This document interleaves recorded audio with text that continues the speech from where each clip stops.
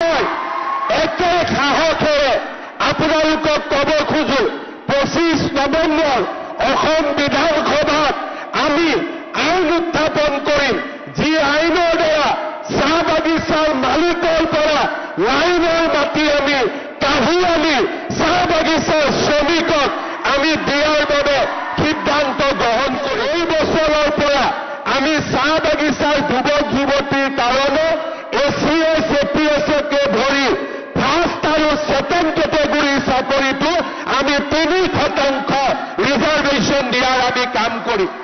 এই প্ৰচেষ্টাৰ চাহ বাগিচাত মেজিষ্ট্ৰেটৰ সৃষ্টি কৰিব, চাহ বাগিচাৰ পৰা ডিএছপিৰ সৃষ্টি কৰিব আৰু চাহ বাগিচাৰ বহল সমাজখনে অসমৰ জনজীৱনলৈ আগবাঢ়ি যোৱাৰ সুবিধা পাব।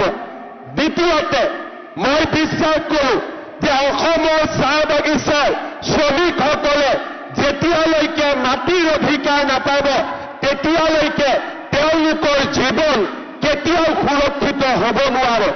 আজিৰ পৰা 3 বছৰ আগতে অসম বিধানসভাত মই স্পষ্টভাৱে ঘোষণা কৰিছিলোঁ যে মই অসমৰ মুখ্যমন্ত্ৰী থকা সময়তে চাহ বাগিচাৰ মালিকৰ পৰা বাগিচাৰ লাইনৰ মাটি কাঢ়ি আনি শ্ৰমিকসকলক দিয়াৰ মই ব্যৱস্থা হাতত ল'ম।